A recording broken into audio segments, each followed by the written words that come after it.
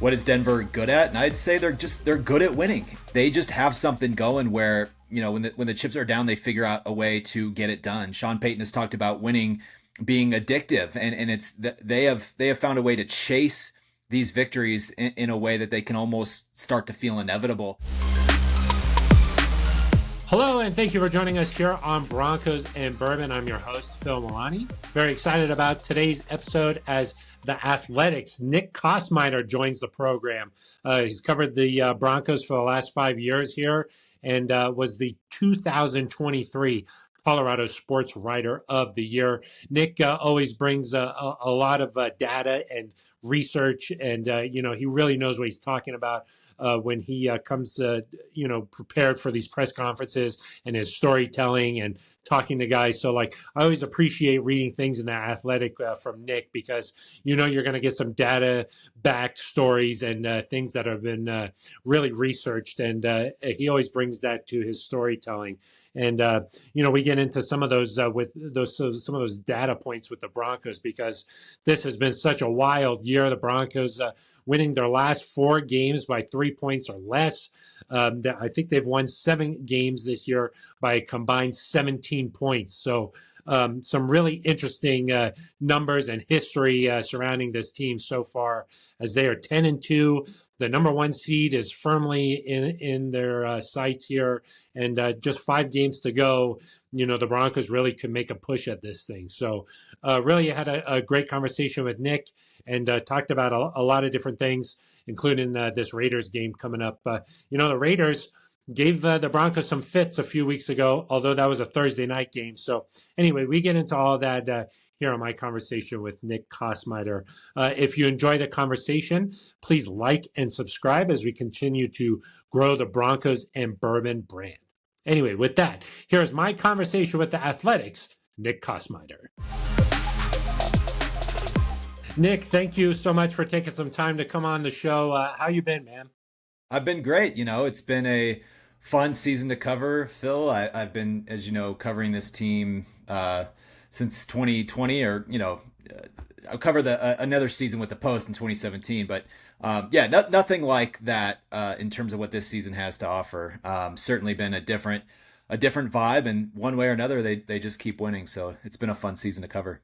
No, I think you could cover any NFL team for 20 plus years and never have a season just like this one for the Broncos. I saw your story this week saying the Broncos are 10-2 despite trailing in every single game this year, and the next closest team in that same situation was 7-5.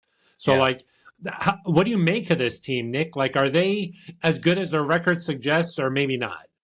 Well, the thing that people ask me, or that you'll hear, what is Denver good at? And I'd say they're good at winning. And I know that that's not a super quantitative evaluation of what they're doing right now, because certainly there are some things that they can hang their hat on, right? This is an excellent defense, especially on third down in the red zone, and that's where you win in the NFL. You have a quarterback who is just really comfortable and efficient in kind of close game tempo type situations, and that's played out over and over again. And then they've had their special teams improve over the last 3 or 4 weeks. So all those things are part of the ingredients, but at the end of the day, they just have something going where, when the chips are down, they figure out a way to get it done. Sean Payton has talked about winning being addictive, and it's they have found a way to chase these victories in a way that they can almost start to feel inevitable, which, it is sort of the polar opposite of some of the lean years where we were covering this team. Yeah, most definitely. Being around the team and being in the locker room, what do you feel like it is about their resolve or their makeup? Because, you hear them after the game and they say hey, we never had a doubt. We always believe we're going to win. What do you think it is about the makeup of this team that they are so confident, despite really not having a lot of experience in meaningful games? Yeah, it's a great question. It's something that Bo Nix, I thought, touched on pretty well yesterday when he spoke to the media. And he was essentially saying that because they've had so many of these close games, and because so many different parts of the operation have contributed at critical times, there is this sense of just confidence and reassurance that no matter who is tasked during a given game and in a given situation with kind of closing the deal and being the unit that gets it done, there's just some faith that that's going to happen because we've seen Bo Nix fourth quarter against the Giants becomes the first NFL player ever to pass for 2 touchdowns and run for 2 touchdowns in a game. You have a kicker who has kicked 3 walk-off field goals. You had a special teams unit that in a critical situation against the Raiders a few weeks ago comes up with the blocked punt that ultimately wins the game. And of course, this defense has time and time again, answered the bell, gotten a critical stop. The most recent being Nick Bonito's, knockdown of Marcus Mariota's 2-point conversion on Sunday night. So I think that's where it comes from, Phil. I think this idea that like you're not waiting like we have this unit on the field, so it's going to be hard to finish this. There's just been ample examples throughout this season and throughout this 9-game win streak of every unit kind of pulling its part, and I think when you have that, it just creates much more of a team synergy that I think you're seeing play out in those big moments.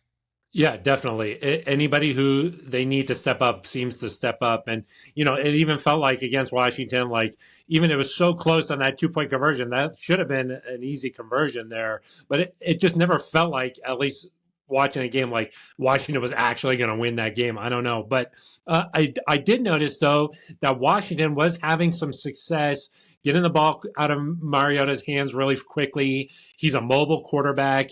Do you think that there's something there that Washington found, that there is a little bit of a weakness in this defense, maybe to say that other teams are going to start to try and replicate?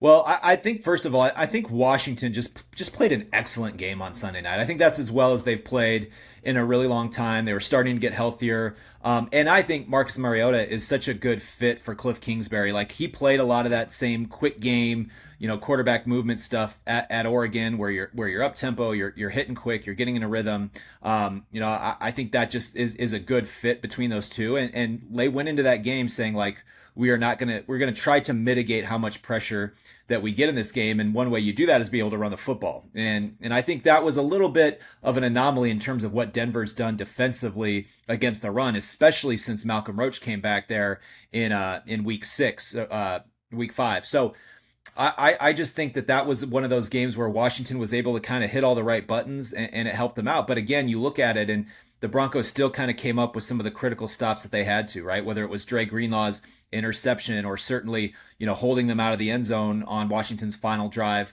of regulation. There was enough, kind of bowing up when your back was against the wall to get the job done. So it's not going to be perfect. Like there are going to be stretches, especially, the last 4 games after this week, they play teams that are very capable offensively, whether it's the Packers and Jordan Love, the Jaguars, the way that they're playing right now. Certainly we know what the Chiefs and the Chargers can do when they're right. So they're going to have a really good test of varying offenses going into the playoffs. And I think that's what you want if you're Vance Joseph. Yeah. Getting this team some experience now, some challenges, and then being able to correct some things before the playoffs. That's sort of the next thing I wanted to ask you about with Bo Nix here. There was this notion, like Chris Collinsworth mentioned it during the broadcast, but like we've talked about it on this show a couple of weeks ago, just like trying to get Bo ready for the playoffs starting now, and like trying to like put him in different scenarios where maybe it's not the best thing right now to win this game in this moment, but it's getting him ready to make the play when it's needed in the playoffs. You feel like there's any truth to that, like with Bo and trying to get him ready now? I mean, I think maybe, but I also think that most of that stuff is going to happen organically. I mean, you just look at the teams that they're playing. Like I mentioned a second ago, as much as those teams, have some really good, offensive things that they present. The same thing is true of the way they can get after you defensively. I mean, even just look at this week. You have Max Crosby, who, even though the Raiders are having an awful season and they've lost 10 games already, he's a guy that can kind of wreck stuff for you. So you're getting that challenge on Sunday afternoon there in Las Vegas, and then it's going to continue throughout the rest of the season. So I get what Collinsworth was getting at. I heard that clip as well. But I don't think there's anything that you need to like do differently. And I don't, to me, the notion of like you can afford to lose a game for kind of a bigger picture, I don't think that's true. I really think getting the number 1 seed for Denver would be critical. And again, to have one less game of sort of like, crapshoot football, the way they play these close games, and everybody in the playoffs is going to be really good. So to get to play one less game that you need to win to get to the Super Bowl. And then again, you saw it, Phil, in 2015 when you were covering this team. Do they win that AFC championship game if they don't ultimately get home field advantage? If they have to play that game in New England? I'm not so sure that they do. So, again, here we are 10 years later, same two teams are essentially, it's a two team race for the top of the AFC. So yeah, I say again, it's kind of what it's been this whole win streak. Just do what you need to do in order to win the game. And by the time you get to the playoffs, you're going to be able to look and say, okay, we've been in just about every situation so far. Yeah, they've been really tested just naturally here. But what's interesting about this offense, though, like it feels like there's times where it struggles so much, like that fourth quarter, but then they come out in overtime and they look like a completely different offense. Everything is humming. Evan Ingram is more involved. RJ Harvey is in the flow. Like it almost does feel like, though, they're like, okay, let's go try now.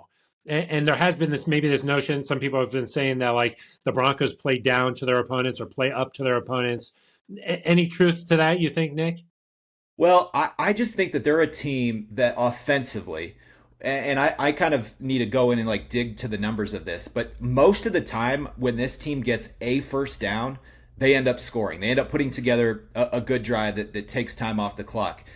So that really is to me like the barrier, because you mentioned those four drives, their last four drives were interception, punt, punt, punt. And the three punts came at the end of, I believe, all at the end of 3 and outs. There might have been one in there that they got a first down. I'll have to go back and look. But by and large, this is a team that when it can get that first down, it just, everything starts to open up. It starts to click. Maybe you're able to get a tempo play in there.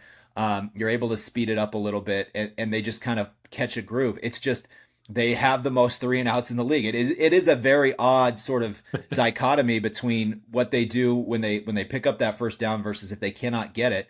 Again, every team is going to have more success in a drive if they get a first down, of course. But I think it's especially true for this team. I think once they get one, they're really off and moving, and just for whatever reason, they get in these chunks of like 3 or 4 drives in a row where they don't pick one up, and then all of a sudden you're saying like, man, this is a game that we should have probably pretty clearly put away, and now you're kind of ending it. So that to me, especially Sunday, that's a big concentration. I think just being able to finish and kind of building a lead that you don't have to sit there and sweat at the end. With against the Raiders coming up here, that first game on Thursday Night Football, that was a slugfest that went right down to the wire, 3-point game. What do you think it is about the Raiders that give them trouble? And do you expect that to happen again this week, or do you think the Raiders are sort of in this tailspin at this point in the season? Yeah, whenever you're starting to change coaches and coordinators, you're out of the playoffs. It's tough. It's tough to kind of get up every week. I think the thing that will get the Raiders up is that it's the Broncos, right? This opportunity to kind of end their 9-game winning streak and sort of put a dent in what they're trying to do. I really look at that Thursday game, and I personally did not maybe put as much stock in some of those struggles as others did. I know that was a game that, man, if you measured the fan base, that felt like a bad loss, right? Like that's really what it felt like. But here's the thing: they were at the end of a stretch in which they played 7 games in 38 days. That included a transatlantic flight and then 3 games in a row to follow. They were playing on a Thursday night. So I just think that there was a lot of factors in that game to say, yeah, it makes sense to me that they weren't necessarily their most crisp. Now, here they are, opportunity to win 10 in a row. I would expect a much sharper Denver Broncos team this time around. And they're more talented than what the Raiders have on the field right now. And so this is a team that should be able to get after Geno Smith as long as they can kind of do what they need to do to limit Brock Bowers' his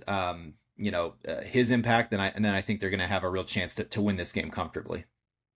You mentioned, this push here for getting that number 1 seed.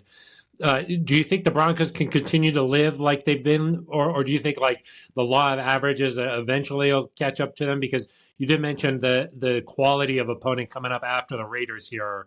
Like it feels like, and the importance of that number 1 seed, like how do you think the rest of this thing, I know it's jumping ahead here, but like with 1 month to go here, it is sort of interesting to look at this final block of games and be like, gosh, can they continue to survive like this?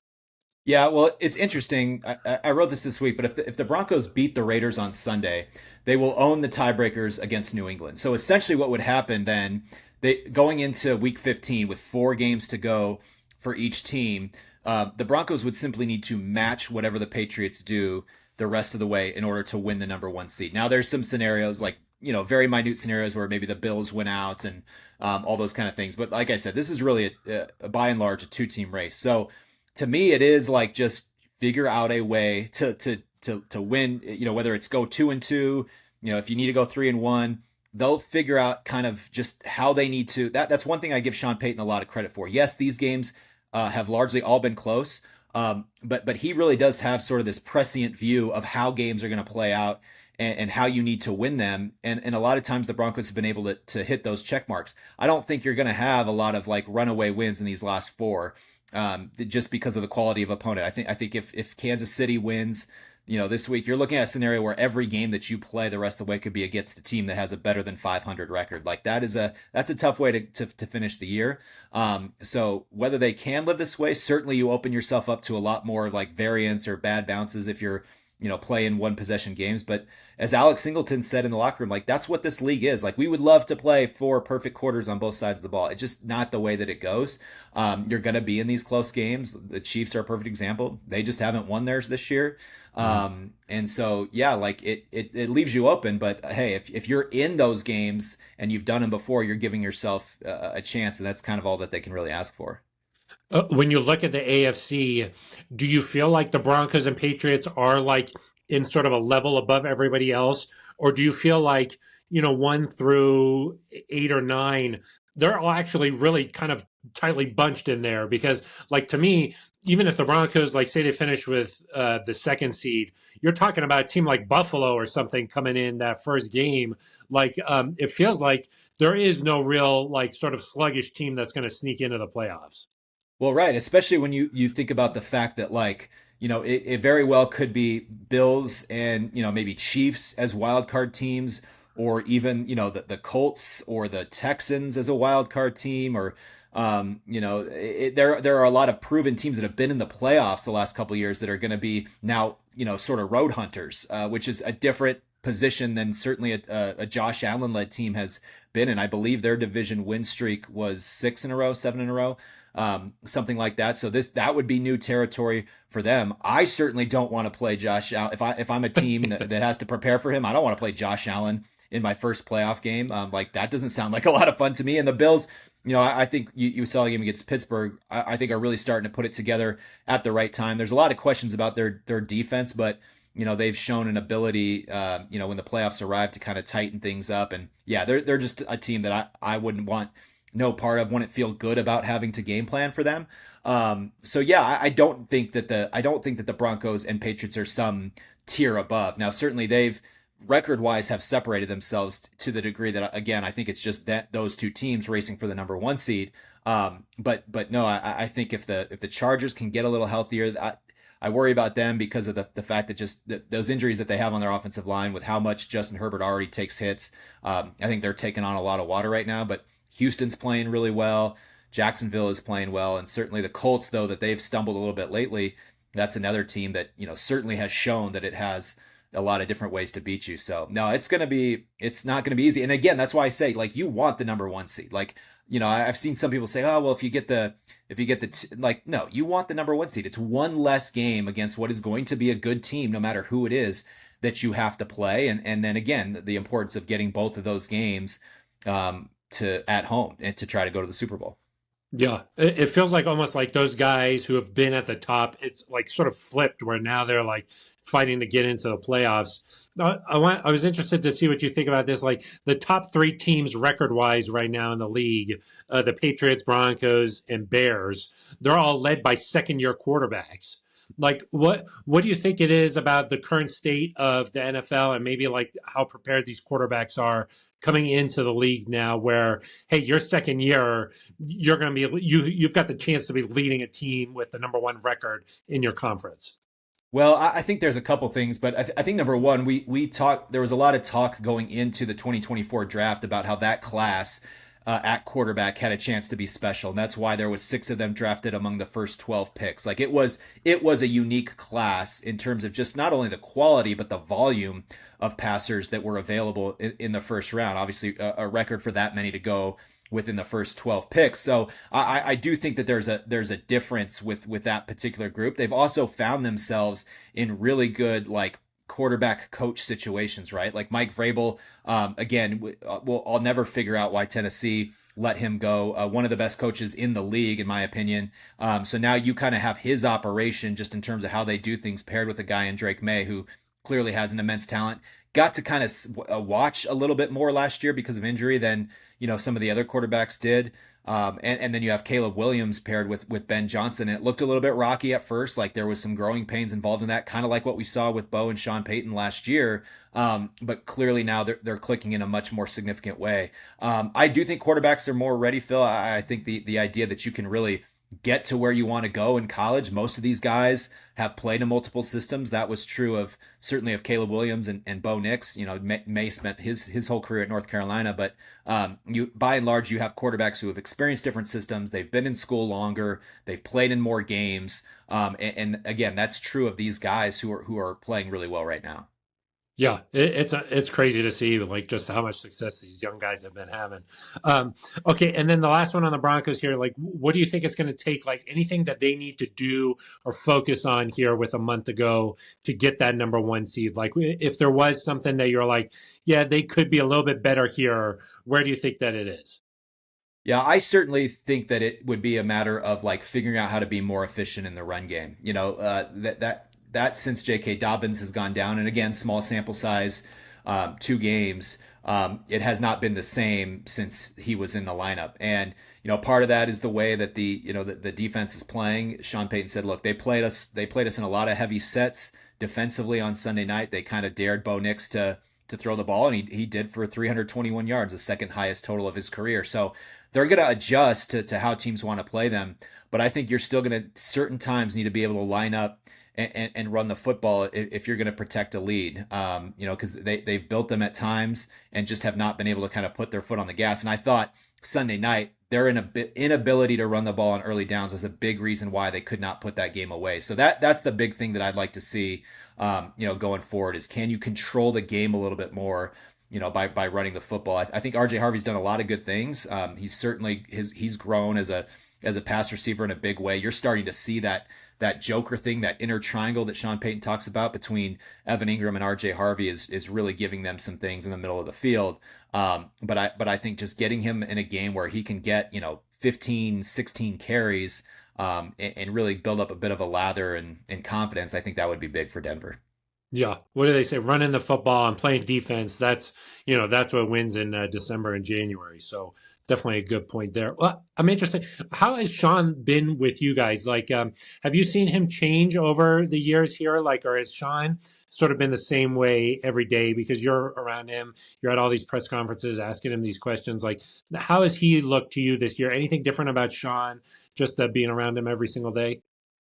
I think it's been interesting to see him, like, as the season's gone on and them being like a championship contender becomes more and more of like a reality, like just like almost, the hunger that he has for it and just sort of his desire. He talked a lot at length yesterday about how, like this fear of failure, and this just disdain for losing is still, after all these years, what drives him and kind of what keeps him going through these long weeks in a way that is certainly part of this profession, but is unique in terms of just how much I think that he puts on game plans and things like that. So you've seen that with him. I mean, it's a fair reminder at this point as he's getting ready to enter a playoffs in which the Broncos, again, have a real shot at this thing, that he's trying to become the first head coach in the Super Bowl era to win a Super Bowl with 2 different franchises. Like, that is obviously a carrot that would guarantee him, of course, a Hall of Fame spot. I don't think there's any doubt about that. So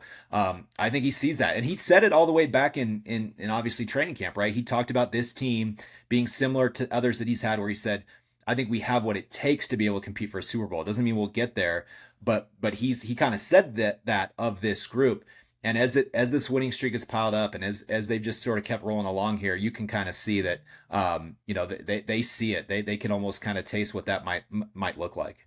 Yeah, he's like so good at that, like in the preseason, being like setting a tone almost with some comments, and then that sort of like leading the way for how the season's going to go. So, yeah, expert motivator, and certainly has turned this team around very quickly here. So, it's been fun to see. But I will say, Sean has had some pretty terrible losses in the playoffs. Like, I could see him being like motivated by, just some of those nightmares from years past. Yeah, no, absolutely. And I So mean, you get in the tournament and nothing is guaranteed. And so yeah, like I said, get that number one seed and you have to play one less of those games. yeah, yeah. All right, so some quick hitters here for you before we say goodbye, Nick. What is your favorite away stadium in the NFL? Favorite away stadium in the NFL? Oh gosh, that is a good one. I think that oh man, I enjoy going to Florida just because I think the climate is so different. Not that Raymond James or where the Dolphins play are particularly like glorious stadiums, but I always just like being in Florida. Again, just kind of for the difference of climate. So I would probably say that I just kind of like being out there in those stadiums. I really like I like going to Philly. Just sort of the atmosphere there. I've been a couple times now. That's up there for me. And then the hospitality part of AT&T Stadium in Dallas or Mm. outside of Dallas. You just kind of there's always like a full sort of like service situation in the press box, and even though that's one of like the older of the kind of modern behemoth type stadiums, it still holds up so well. So I would say those are probably up there. Yeah, those are great ones. That pirate ship in Tampa is tough to beat Yeah, that thing. it's a It's cool pretty deal. cool. Yeah. Yeah. And I'm sure the humidity, I know what you mean. Like just being in Florida, you can feel it. Like just such a Yeah. different vibe there for sure. Okay. And what is your favorite part about covering an NFL team? I just think unearthing stories and trying to like help people understand a little bit more about, who these guys are, what they've overcome, what motivates them, just learning about who they are as people. Cause I always think that sports are such a window into kind of like the human condition. And, we like people are so enamored by these teams and commit so much of their time and energy into like following them. And so to be a conduit to help fans understand a little bit more about the people that they cheer for versus just the players, I think that's what I enjoy most about the job for sure. Yeah, some interesting personalities on some of these professional teams that you get to know them. It's a fun part of it. When did you know that you wanted to do this for a living? That's a great question. I think, I had been in sports journalism, going back to college. And I think when I got a chance to cover Arizona State for the student newspaper and, kind of travel to a couple games and just, again, see the environment around it, like, going to these games and covering them is still a blast. Like I try not to ever take that for granted. So I would say really it kind of went down to that. And then again, just getting to know guys on something of a deeper level and helping them tell their stories and then seeing how that impacts people. Yeah, it's just kind of what I've always wanted to do. Okay. And then you mentioned your passion for sports. What is your favorite team that you're just a fan of? Like nothing to do with your job, but you just sort of root for this team and you're always checking the box scores and that kind of thing. Yeah, well, I would say like, Arizona State, now that you're kind of like far enough removed from having like, covered that as a student years ago. I'm a big fan of Kenny Dillingham and what he's doing with that program. So that's like the old alma mater is probably the one that you kind of follow and keep track of. It changes a little bit. I'd say everything else is kind of like, it's hard to sort of have that fandom now because you're just such a part of it. But I'm far enough removed that I can kind of be a fan with that kind of stuff. Yeah, that's what Jake Plummer was telling me a few weeks back. Just how excited he was about that squad. Seemed like you guys had like Yeah. two quarterbacks that someday might be playing in the NFL. So, yeah, the transfer portal, though, yeah, that's kind of puts a twist into it, huh? Yeah, new team every year and all that kind of thing. Yeah. Yeah. Okay, and then last one for you is, it's a hectic schedule. It's a grind. Holidays now, and there's just the last chunk of games here are so important. At the end of a long day, how do you like completely unwind and like kind of get away from it all? Um, you know that sometimes do better than others. It's like I just try to spend time with my family, right? It's always a balance that you're trying to strike of like, how can I do as good as a job that I can do at this thing, but also, understanding, like putting it in its place in terms of importance, and also saying like, you have to get away, just like the players do. Like you can't be consumed by this, and it's hard. Like you're always thinking about it. You're always thinking about what kind of story can I tell? What do I need to focus on? What do I need to help people understand? Those things are always kind of circling through your mind. But yeah, when you have a 6-year-old and you can kind of just like chill out and do what he wants to do, that kind of helps you.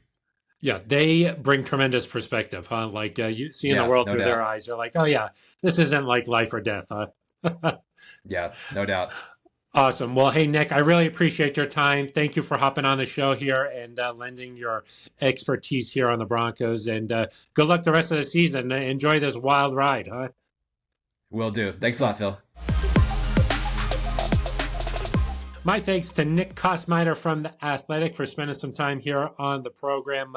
Nick, has been just around this team day in and day out for the last 5 years. So I felt like he's got some good perspective, just going all the way back to some lean years here with the Broncos and then this turnaround and, the wild season that this has been at 10-2. So I appreciate Nick's comments there. And, I think I like what he said about his spending some time with his 6-year-old. This job can become 24/7 type of thing.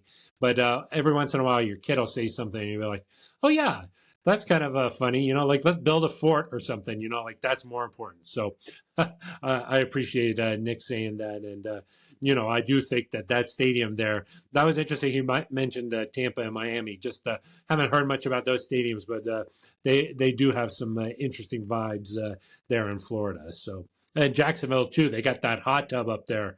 So, the Florida Stadium's a little bit different than the rest of the league. So, I appreciate what else Nick was saying there with after this Raiders game here, which I think that you can assume the Broncos, if they don't make a lot of mistakes, don't get penalized a lot, and just kind of go out and play, they certainly have more talent and should be able to should be able to get a win here, you would think. But never discount the Raiders and them trying to play spoiler, right? The Raiders would love nothing more than to, take that number 1 seed off the table for the Broncos. So don't discount guys like Brock Bowers. They could have a huge day. Max Crosby, of course, Broncos fans certainly know what he's capable of. So don't discredit them. But assuming the Broncos get a win here this week, those next 4 games are going to be that's a gauntlet to go through and then get ready for the playoffs here. So I think that we continue every week learning a little bit something new about this Broncos team. So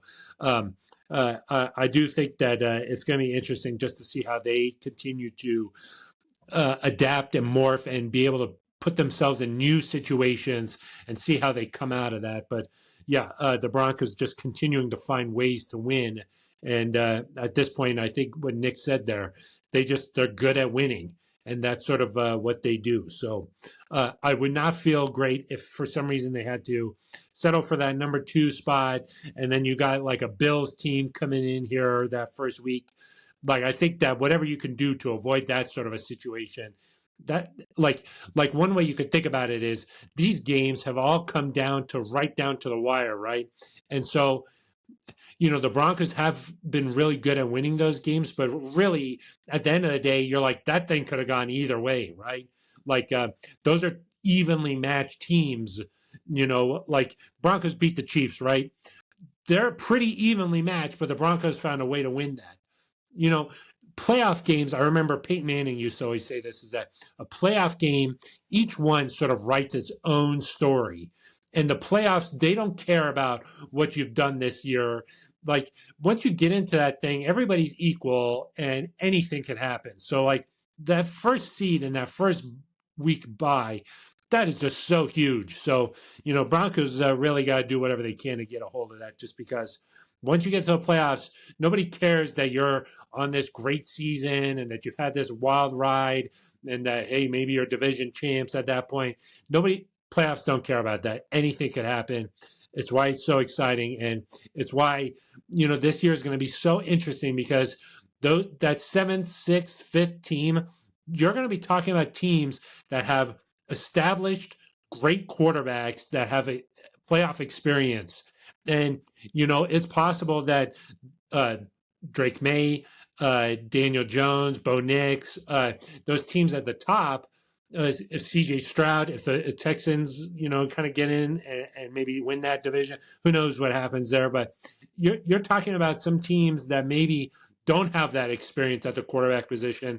And so it's going to be an interesting dynamic that first week or two in the playoffs on the AFC side. So if you can somehow find a way to avoid one of those games, I think that really gives you a leg up moving forward. So the Broncos certainly in position to get this thing done, and the finish line is sort of there, but you still got to take care of business every week, and I'm excited to see what happens. So anyway, no bourbon review this week. I do have one picked out for next week, so we'll be set to go for next week. And then, of course, if you have any recommendations, please let me know, and I'll go out and get them, and we can get those reviewed. Maybe we can do, we'll do one each week, I think, here leading up to the holidays. That way you have some ideas and maybe some thoughts on what you'd like to bring to maybe a couple of parties coming up, or actually on however you celebrate your holidays.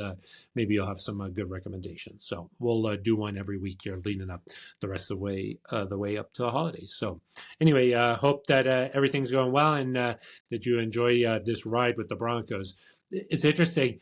There's like this notion out there that like, hey, the Broncos, we talked about it a couple of weeks ago with Mace on the program. They're ahead of schedule for sure. Hey, I don't think anybody thought that this team was going to be the number one seed maybe in the AFC. I think they're a little ahead of schedule, but I also think that there's a unique opportunity this year, maybe with no team really, really separating themselves from the pack, that if you're the Broncos, you're like, hey, yeah, we're ahead of schedule, but you never know when this opportunity will come back around. And so you want to make the most of everything you can this year. So, don't say, hey, we'll be back here next year. We're on or ahead of schedule, whatever.